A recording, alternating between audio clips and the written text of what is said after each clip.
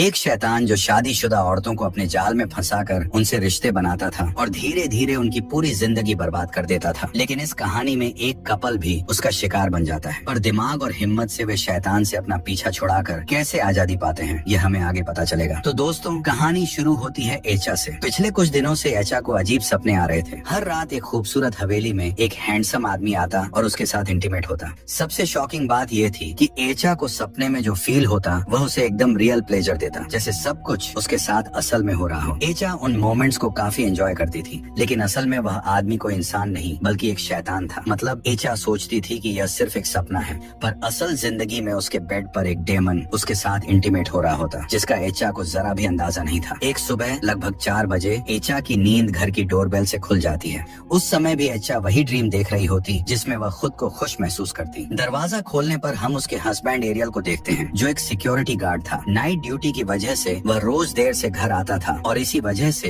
एचा और एरियल के रिलेशन में काफी टाइम से टेंशन चल रही थी। दोनों के बीच छोटी छोटी बातों पर अक्सर नोक झोंक हो जाती, जिससे एचा गुस्सा हो जाती और एरियल भी इरिटेट हो जाता। इन दोनों के बीच एक इनविजिबल थर्ड व्हील था, वही डेमन। वह जानबूझकर छोटी छोटी हरकतें करता ताकि इनकी लड़ाइयाँ और बढ़ जाए। जैसे एक बार एरियल ने अपनी जैकेट टांगी और डेमन ने उसे गिरा दिया। फिर एचा उसका ब्लेम एरियल पर लगा देती और दोनों के बीच फिर से फाइट शुरू हो जाती। और इसी वजह से उनके बीच जो कम्युनिकेशन और इंटीमेसी होनी चाहिए थी, उसमें एक गैप आ गया था। अब उनकी लाइफ में आर्ग्यूमेंट्स, साइलेंस और एक दूसरे से दूरी के अलावा कुछ भी नहीं बचा था। फिर हम एचा को ऑफिस में देखते हैं, जहां उसकी बेस्ट फ्रेंड लिंडा उसे समझाती है, शादी के बाद यह सब नॉर्मल होता है, फाइट्स होती रहती हैं, पर एफर्ट दोनों को डालना पड़ता है। तुम्हें भी अपने हस्बैंड के लिए वही एक्साइटमेंट दिखानी होगी जो तुम्हारे बीच शादी से पहले थी। दूसरी तरफ एरियल को भी उसका सीनियर समझाता है, अपनी वाइफ को इग्नोर मत करो, वरना तुम्हारे रिलेशन में और भी ज्यादा गैप आ जाएगा। एरियल भी उसकी बातों को मानते हुए डिसाइड करता है कि अब वह अपनी तरफ से एफर्ट डालेगा। अगली रात दोनों एक दूसरे के लिए एफर्ट डालते हैं। एचा और एरियल तैयार होते हैं, एक दूसरे से प्यार भरी बातें करते हैं और फाइनली एक दूसरे के करीब आ जाते हैं। लेकिन जैसे ही इंटीमेसी शुरू होती है, घर की लाइट्स फ्लिकर करने लगती हैं और फिर वही डेमन दिखाई देता है,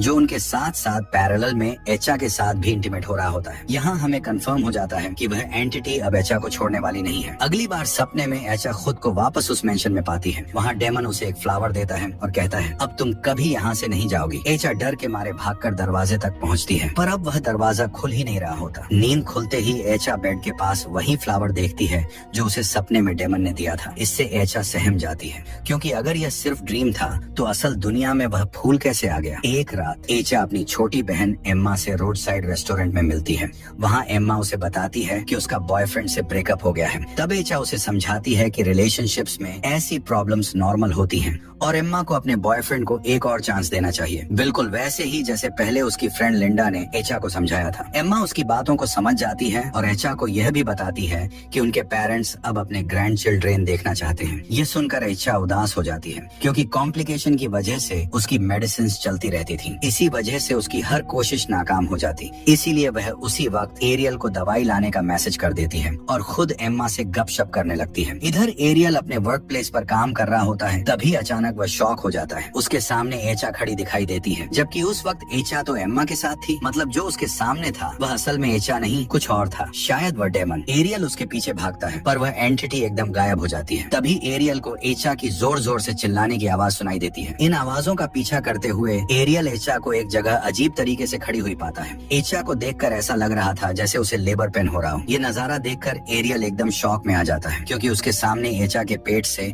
एक डेमोनिक बेबी बाहर निकल रहा होता है। वह बच्चा क्रॉल करता हुआ धीरे धीरे एरियल की तरफ बढ़ता है, लेकिन तभी एरियल का सीनियर वहाँ आ जाता है और तब तक सब कुछ नॉर्मल हो चुका होता है। डर के मारे उस रात एरियल एचा से प्रॉपरली बात भी नहीं करता, सिर्फ उसे दवाई देकर कहता है कि कल एक मोबोक सारी उनके घर आएगी मसाज करने के लिए। अगली सुबह मोबोक सारी एचा का मसाज करते वक्त उसे बताती है कि एचा 3 महीने प्रेग्नेंट है। ये सुनकर एचा खुशी से झूम उठती है, लेकिन एरियल के पैरों तले जमीन खिसक जाती है, क्योंकि उसका रिलेशन एचा के साथ या तो 6 महीने पहले हुआ था या फिर सिर्फ 2 दिन पहले। तो फिर 3 महीने का बच्चा कैसे? एरियल अपना शौक अंदर ही अंदर दबा लेता है। एचा ऑफिस जाती है और प्रेगनेंसी न्यूज शेयर करते ही सब लोग खुश हो जाते हैं, लेकिन लिंडा टेंशन में आ जाती है, क्योंकि उसे तुरंत वह बात याद आ जाती है जब उसने एक बार एचा की वॉमिट में ब्लड और कीड़े देखे थे। उसके हिसाब से ये प्रेगनेंसी नॉर्मल नहीं थी, पर जब वह एचा को समझाने की कोशिश करती है तो एचा उसके वर्ड्स गलत समझ लेती है और सोचने लगती है कि लिंडा उसके लिए खुश नहीं है। इधर एरियल अपने सीनियर को अपने डाउट्स बता रहा होता है। उसका कहना था कि शायद एचा ने उसे चीट किया है। सीनियर उसे सुझाव देता है कि वह खुद एचा से बात करे और कल का दिन उसके साथ स्पेंड करे। एरियल भी उसकी बात मान जाता है, लेकिन घर लौटते वक्त पार्किंग लॉट में उसे एक अजीब चीज दिखाई देती है। एक कार के अंदर एक डेमोनिक बेबी रो रहा होता है। एरियल का डर अब और गहरा हो जाता है। वहाँ से भाग कर जाते ही एरियल को वही डेमन एक बच्चे को गोद में लिए खड़ा हुआ दिखाई देता है। मतलब ये था कि एचा के पेट में जो बच्चा पल रहा था वह असल में डेमन का था, न कि एरियल का। घर आने के बाद अपने डाउट्स की वजह से एरियल एचा का फोन चेक करने लगता है। उसे मालूम पड़ता है कि एचा अपने एक पुराने क्लासमेट डैनी से बात कर रही थी, जो खुद भी अपनी वाइफ के इश्यूज से परेशान था। एरियल का शक अब और बढ़ गया था कि शायद ये बच्चा डैनी का हो। जब एरियल ने एचा से कॉन्फ्रंट किया तो एचा गुस्से में आ जाती है और उससे बोलती है कि अगले दिन डॉक्टर के पास चेकअप के लिए चलेंगे।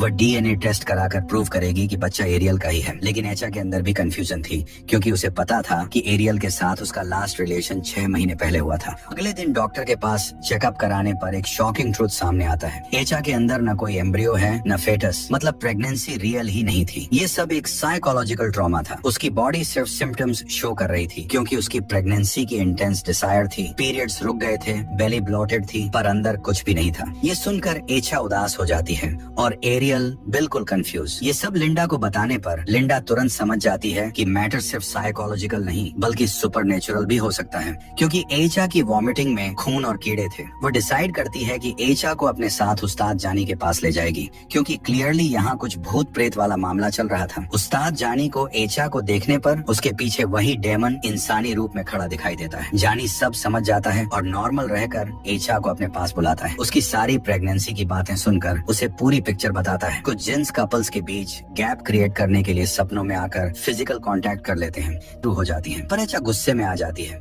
क्योंकि उसके लिए बच्चा रियल था और बॉडी के साइन भी उसके पेट में पल रहे बच्चे को कंफर्म कर रहे थे। गुस्से में वह वहाँ से लिंडा के साथ निकल जाती है। थोड़ी देर बाद लिंडा उसका मन हल्का करने के लिए उससे बातें करती है। जब लिंडा वापस जा रही होती है तो उसे रास्ते में एक छोटी बिल्ली दिखती है। रोड पर खतरा देखकर लिंडा उसे साइड में रख देती है। फिर वापस जाकर जब वह उस बिल्ली को देखने के लिए आती है तो लगता है जैसे किटन उसके पीछे आ गया है, पर असल में ऐसा नहीं होता। वहाँ उसके सामने खुद वही जिन खड़ा दिखाई देता है। डेमन शेप चेंज करके लिंडा पर अटैक करता है और उसे मार देता है। एचा यह सब पहले ही अपने सपने में देख चुकी होती है, इसलिए घबरा कर उठती है और उसी जगह पहुँचती है जहाँ लिंडा की लाश मिली थी। वहाँ भीड़ लगी होती है और लिंडा की लथपथ लाश नजर आती है। डेमन ने अटैक इसलिए किया था क्योंकि लिंडा उनके बीच आ रही थी और एचा को जानी के पास ले जा रही थी। एचा जोर जोर से रोकर टूट जाती है। तभी एरियल वहाँ आता है और उसे संभालता है। दोनों नोटिस करते हैं कि अब एचा का पेट 7-8 महीने के प्रेगनेंसी जैसा फूल चुका था। एचा समझ जाती है कि जानी ने जो कहा था वह सब सच है। तब वह एरियल को अपने सपनों के बारे में सब कुछ बता देती है। पहले इसलिए नहीं बताया था क्योंकि वह नहीं चाहती थी कि एरियल टेंशन में आए। एरियल एचा की फीलिंग्स समझता है, पर एचा लिंडा की डेथ की जिम्मेदारी अपने सिर ले लेती है। फिर वह एरियल और अपनी छोटी बहन एम्मा के साथ वापस जानी के पास जाती है। उस्ताद जानी एचा पर एक छोटा सा एक्सोर्सिज्म परफॉर्म करता है, जिससे एचा के अंदर जो डेमन था वह बाहर निकल जाता है। मतलब एक जिन एचा के अंदर घुसकर उसे अपने इन्फ्लुएंस में लाकर अपनी वाइफ मानकर उसे डिस्टर्ब कर रहा था। लेकिन जानी ने उस डेमन की बात नहीं सुनी और चैंटिंग करके उस जिन को टेम्पररी तौर पर एचा के अंदर से बाहर निकाल दिया। इस दौरान एचा के पेट में जो डेमोनिक चाइल्ड था उसे थोड़ा दर्द महसूस हुआ, लेकिन चैंटिंग के बाद एचा एकदम नॉर्मल हो गई। फिर जानी उन्हें समझाता है कि एचा पर असल में जिन दासिम का कब्जा था, जो एचा और एरियल के बीच के डिस्टेंस का फायदा उठाकर एचा के अंदर आ गया था और सपनों में उसे दूसरे लेवल पर अपनी वाइफ बना लिया था। जानी एचा को इस इन्फ्लुएंस से बचाने के लिए रुकिया करने की सलाह देता है। रुकिया एक इस्लामिक हीलिंग मेथड है जिसमें कुरान के कुछ खास वर्सेस रोज पढ़े जाते हैं। सिचुएशन के हिसाब से अलग अलग वर्सेस का इस्तेमाल होता है। जानी एचा को एक वर्स लिख कर देता है जो उसे डेली पढ़ना होगा। घर वापस आकर एरियल और एचा अपनी पुरानी गलतियों के लिए एक दूसरे से माफी मांगते हैं और सब कुछ सही तरीके से दोबारा शुरू करने का फैसला करते हैं। दोनों खुश होते हैं और एक दूसरे को ज्यादा से ज्यादा वक्त देने लगते हैं। 14 दिन तक ईचा को कोई बुरा सपना नहीं आता। डेमन का लिंक पूरी तरह कट हो चुका होता है। फिर एक दिन बाहर खाना खाते वक्त एरियल ईचा को बताता है कि उसे कंपनी की दूसरी ब्रांच में शिफ्ट किया जा रहा है। आमतौर पर वह मना कर सकता था, लेकिन वहाँ जाने से उसे ज्यादा इनकम और नए अवसर मिलने वाले थे। उस समय ईचा बिल्कुल सामान्य थी, कोई बुरा सपना नहीं आ रहा था, इसलिए वह एरियल को शिफ्ट के लिए अनुमति दे देती है।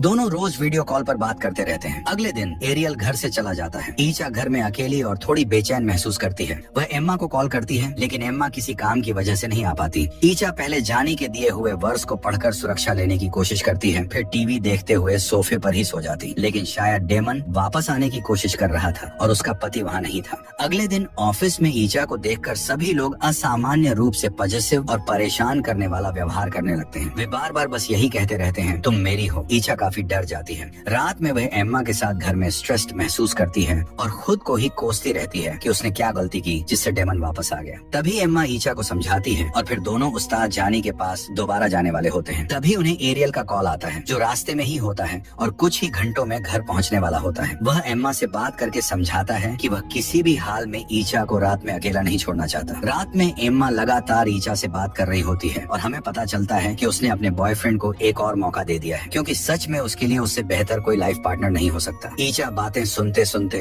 थोड़ी थक कर सो जाती है। जैसे ही एम्मा उसे उठाने की कोशिश करती है, एक डेमोनिक हाथ एम्मा को बिस्तर से नीचे फेंक देता है और फिर एक इनविजिबल फोर्स उसे घसीटकर कमरे से बाहर ले जाने लगती है। तभी डेमन फिर से ईचा के पास आ जाता है। रात में ईचा की आंखें खुलने पर वह फिर से प्रेग्नेंट होती है। यहाँ ये गलती मत करना कि इतनी जल्दी प्रेगनेंसी कैसे हो गई। डेमोनिक बीइंग्स की दुनिया में समय अलग चलता है। हमारे लिए कुछ घंटे उनके लिए महीनों के बराबर हो सकते हैं। बेसिकली जिन समय को मैनिपुलेट कर सकते हैं। अपनी प्रेगनेंसी महसूस करके ईचा अपने पेट पर जोर जोर से पंचेस मारने लगती है, जिससे उसके पेट से ब्लीडिंग शुरू हो जाती है। वह स्ट्रगल करते हुए रूम से बाहर निकलती है और साइड में एम्मा को अनकॉन्शियस पड़ा देखती है। ईचा कुछ भी सोचती नहीं और तुरंत किचन में जाकर हैंगर उठाती है। डेमन चाइल्ड को एलिमिनेट करने की कोशिश करती है, लेकिन इस बार भी कोई फायदा नहीं होता। थोड़ी देर बाद एरियल घर आता है। ईचा की हालत देखकर वह उसे संभालता है और साथ ही एम्मा को जगाता है। तीनों बिना टाइम वेस्ट किए सीधे उस्ताद जानी के पास जाते हैं। जानी ईचा को बेड पर लिटाकर उसके दोनों हाथ और पैर बांध देता है और अपनी टीम के साथ प्रेयर्स शुरू करता है ताकि दासिम जिन को ईचा के अंदर से निकाला जा सके। इस वक्त ईचा अपने सपने में भी पूरी तरह पजेस्ड होती है। दासिम उसके हाथ पर अटैक करता है और वह निशान रियल लाइफ में भी ईचा के बॉडी पर उभरने लगते हैं। दासिम ईचा को टाइट पकड़ लेता है और ईचा पजेस्ड होकर रियल वर्ल्ड में चिल्ला रही होती है, लेकिन जहानी और उसकी टीम प्रेयर्स कंटिन्यू करते रहते हैं। तभी ईचा का बेड हवा में उड़ने लगता है। दासिम उन्हें डराने की कोशिश करता है, पर जहानी एक पल के लिए भी रुकता नहीं। एरियल तेजी से ईचा के पास जाता है और उससे कहता है कि वह किसी भी हाल में डेमन के इन्फ्लुएंस से बाहर आएगी, क्योंकि वह उसे कभी नहीं खोना चाहता। ईचा ये सब सुन रही होती है, रोती हुई अपने शादी के वक्त को याद करती है। फिर वह वही कुरान वर्सेस रीड करती है जो जानी ने उसके लिए लिखे थे। ये वर्सेस सुनकर दासिम को तकलीफ होने लगती है और जहाँ ये लोग प्रेयर्स कर रहे होते हैं, वो बिल्डिंग भी टूटने लगती है। गेट टूटने के मोमेंट पर ईचा वापस अपनी बॉडी में आ जाती है। उसके जागने पर वह बिल्कुल नॉर्मल होती है। एरियल और एम्मा उसे खुशी से हग करते हैं और फिर इस सीन के 6 साल बाद ईचा और एरियल की एक खुशहाल फैमिली होती है, जिनके 2 बच्चे होते हैं और वे लोग नया घर ले चुके होते हैं। वहाँ ईचा अपनी छोटी बहन एम्मा से अपने बड़े बेटे अर्का के बारे में पूछती है, जो गेट के पास खेल रहा होता है। और वहाँ वही जिन दासिम खड़ा नजर आता है जो पहले सपनों में ईचा को दिखता था। एम्मा अर्का को लेकर अंदर जाती है और बच्चे को स्ट्रेंजर्स से दूर रहने की सलाह देती है। अर्का के हिसाब से वह जिन हरमलेस था, शायद अर्का में भी कुछ पावर बची थी, क्योंकि ईचा दासिम से काफी समय पजेस्ट रही थी। और फिर इसी के साथ हमारी यह कहानी यहीं पर खत्म होती है।